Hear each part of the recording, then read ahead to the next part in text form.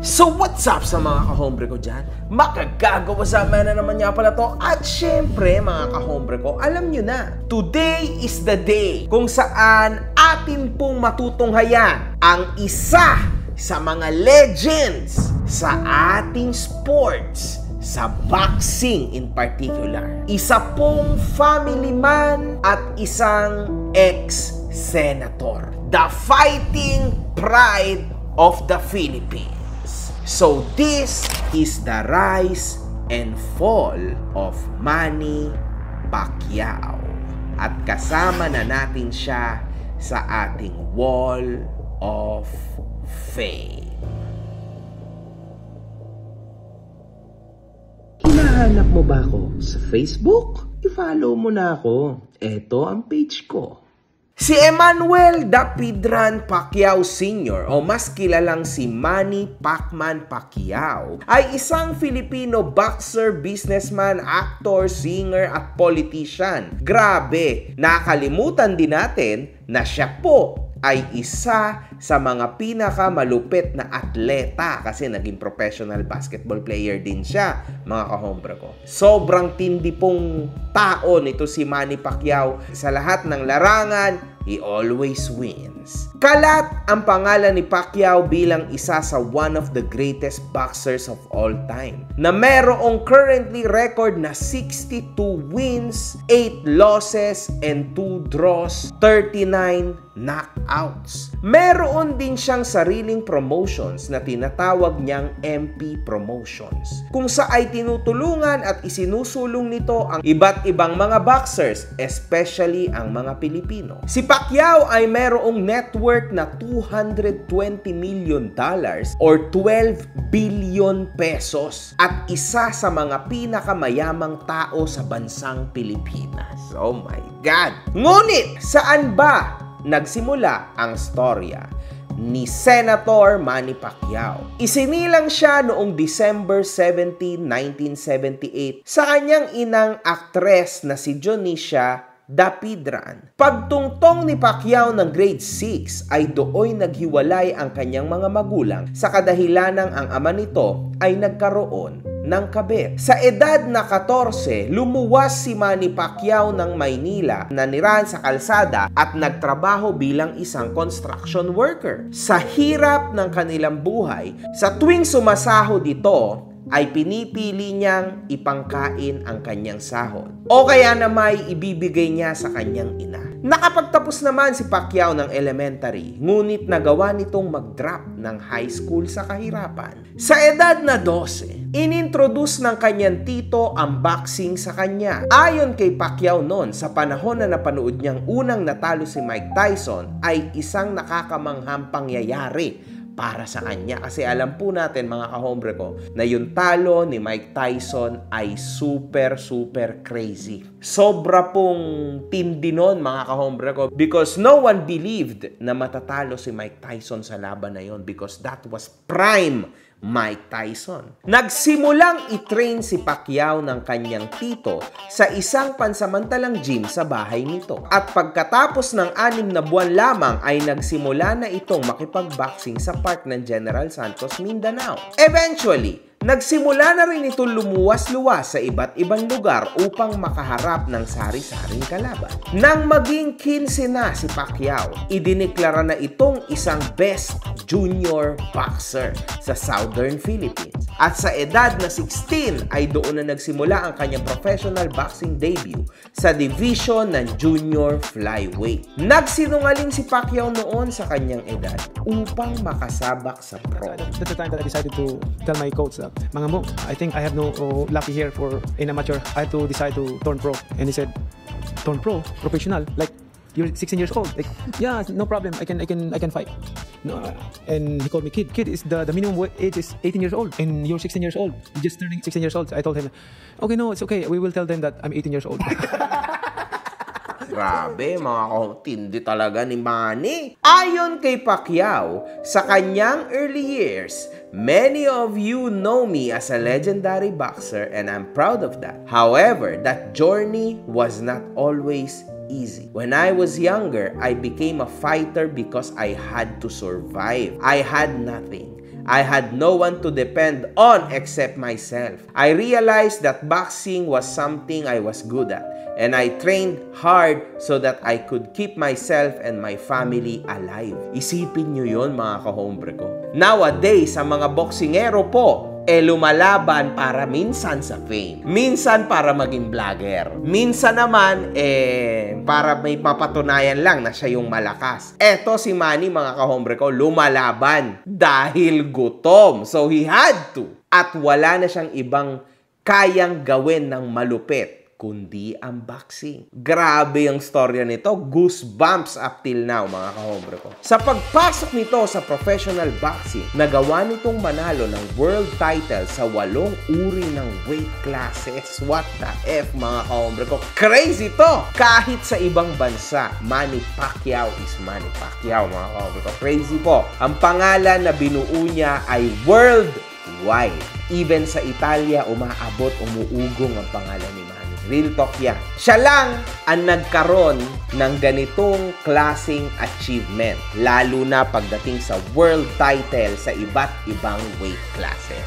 Ang flyweight world champion ay napanalunan niya against Chachay Sasakul noong December 4, 98. Ang junior featherweight world champion kay Lelo Ledwaba noong June 23, 2001. Ang featherweight world champion kay Marco Barrera noong 2003 ng November 15. Ang junior lightweight champion kay Juan Manuel Marquez noong March 15, 2008. Sobrang crazy po nung match na to, mga kahombre ko. Ang lightweight world champion naman kay David Diaz noong June 28, 2008. Ang junior welterweight champion kay Ricky Hatton. Grabe yung knockout dito ni Pacquiao sa kanya noong May 2, 2009. Ang welterweight world champion kay Miguel Cotto noong November 14, 2009. Crazy match din to. At ang junior middleweight world champion naman kay Antonio Margarito noong November 13, 2010. Grabe yon, mga kahombre ko.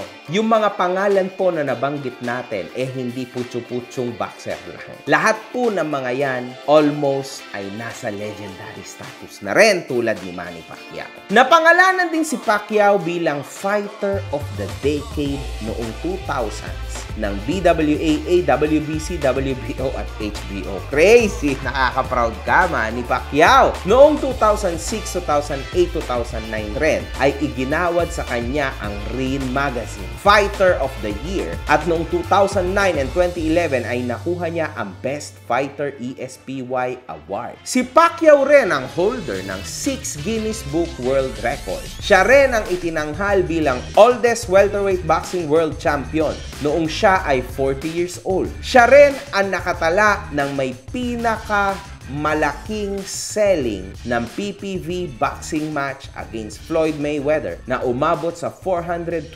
million, mga kahombre ko. Pay-per-view sold. Oh my God! Tindi nun. Noong May 2010, si Pacquiao ay na-elect sa isang House of Representatives na nire-representa ang buong probinsya ng Sarangani. Manny Pacquiao is a hero sa kanyang probinsya, mga kahombre ko. Muling, na-re-elect din naman si Pacquiao bilang isang congressman noong 2013. Noong June 2016 naman ay nahalal din siya bilang isang senador at maglilingkod ng 6-year term hanggang 2022. Naging top candidate din si Pacquiao bilang isang presidente para sa 2022 presidential election. Nang sabihin din ni President Duterte noon na gusto niyang si Pacquiao ang pumalit. Sabi ko sa kanya one time, kami lang dalawa nag-usap. Yung style mo na yan gusto kita gawaing presidente. Alam mo, kaya mo. Kumandidato naman si Pacquiao bilang presidente. Ngunit hindi ito nagwagi at siya'y nalagay sa ikatlong pwesto lamang with 3.6 million votes. Wow, that's still crazy numbers, mga kahombre ko. Muling tumakbo si Pacquiao bilang isang senador sa taong 2025. Ngunit hindi niya rin ito ikinawagi at nalagay siya sa 18th place na merong 10.3 million votes. Noong 2013, Makalipas ang ilang araw, pagkatapos nitong manalo kay Brandon Rios, ang BIR ay nagawang mag-issue ng freeze order sa lahat ng bank accounts ni Pacquiao dahil di umano'y hindi ito nakapagbayad ng 2.2 billion pesos na buwis sa kinita nitong laban sa Estados Unidos noong 2008 to 2009. Paglipas rin ng isang araw, ay nagawang mag-issue muli ng BIR na i-freeze ang buong ari-arian ni Pacquiao sa Pinas, kung saan nagpresenta naman si Pacquiao ng dokumento sa press at pinapakita ang income tax ito for non-resident alien payment ng kanyang promoter sa IRS. Nagkaroon ng opportunity si Pacquiao noon na sumabak sa 2016 Summer Olympics dahil sa mga panahon na yon ay pwede ang pro boxers under the age of 40. Sa kasamaang palad na pagdesisyon ng hindi sumali ni Pacquiao. Ngunit noong 2024 ay nagpahiwatig ito ng interes sa taon ng 24. Ngunit sa taong yon ay 45 years old na si Pacquiao at hindi siya pinayagan na makasali. Wow! Sayang yon. Sayang yon mga kahombre ko kasi for sure sana isang napakagandang entertainment ang ating mapapanood. Noong 2016, nagkaroon ng isang pahayag si Pacquiao sa TV5 kung saan nagbigay komento ito sa same-sex marriage. As Christian, bawal naman yung same-sex marriage. Ginawa ang babae para sa lalaki, ginawa ang lalaki para sa babae. Kasi para sa akin, ito lang, common sense lang. Makakita ka ba ng any animals na lalaki sa lalaki o babae sa babae? Mas mabuti pa yung hayop. Marunong kumikilala kung lalaki o lalaki, babae, babae. Di ba? Ngayon, kung lalaki sa lalaki o babae sa babae, mas masahol pa sa hayop ang tao. Di ba? Ang hayop lang, hindi talaga mong pwedeng magsama ang lalaki sa lalaki. Pero I'm not condemning. I'm not condemning them. Yun lang pong marriage. Yung marriage lang, yung committing sin against God. Dahil dito, iba't ibang mga tanyag na tao, especially mga parte ng LGBT, ay nagawang punahin si Pacquiao nang siya'y isang senatorial candidate. Sa dulo ay humingi rin ng tawad si Pacquiao. May nagtanong lang naman, may nagtanong kung anong position ko sa ganyan. Binigay ko lang yung opinion ko. Yung tamang, yung sa akin lang, yung opinion. Siyempre, lahat naman tayo may kanya-kanyang opinion. Naniwala ako na sa akin paniniwala, in my opinion is hindi maganda para sa mata ng Panginoon. Marami namang favor sa ganyan, no. Kanya-kanya naman tayong opinion at hindi ko naman tinanong lang naman nila ako. Sinagot ko lang yung tanong nila. I apologize if I did something, but all I say is I'm against the same-sex marriage, but I'm not condemning you. My favorite verse is love one another. As you love yourself, love your neighbor. Dahil dito, tinapos ng Nike ang kanilang partnership kay Pacquiao. Kasama na rin dito ang pagkaban niya sa isang shopping mall sa Los Angeles. Oh my goodness. So, antindi pala ng naging backlash nitong comment niya na to, mga kahombre ko. Noong 2021, ang Paradigma Sports Management, ang kumpanyang pinirmahan ni Pacquiao sa isang exclusive management deal, ay nagawa siyang kasuhan. Dahil di umano'y siya ay nasa masamang pananampalatayang nilabag ang kanilang kasunduan na meron itong dalawang management companies na kanyang sabayang ninenegotiate para sa mga laban nito. Noong 2023, ang korte ay pumabor sa management at nagawang pagmultahin si Manny Pacquiao ng $5.1 million at $2 million sa attorney fees na meron ang dalawa na 10% annual interest. Grabe. Ngunit noong 2024 naman ay nagawang baliktarin ng korte ang desisyon sa kadahilan ng nakakita sila ng ebidensya na walang lisensya ang founder ng kumpanya noong pinapirma nila si Manny Pacquiao. So nakalusot din po si Manny sa napakalaking halaga na ito, mga kahombre ko. So, ngayon, mga kahombre ko, nakita naman po natin. To tell you the truth, wala namang naging downfall si Manny Pacquiao.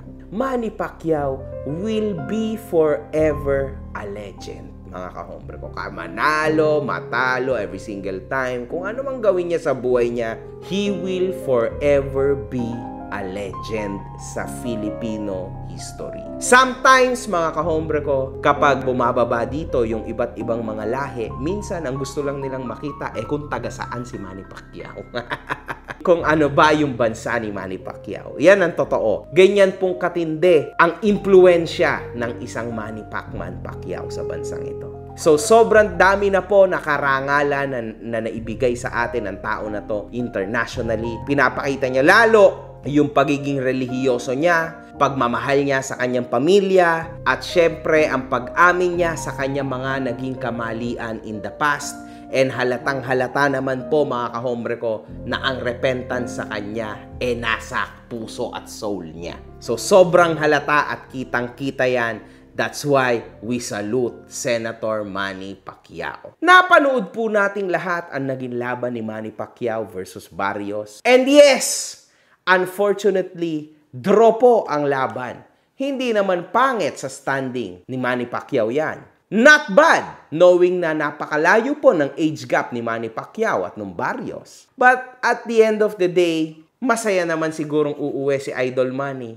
And congratulations po, Idol Manny. At syempre, isang karangalan na naman sa bansang Pilipinas ang iyong nadala. One love, good fucking vibes. Mga putang ina nyo kayo.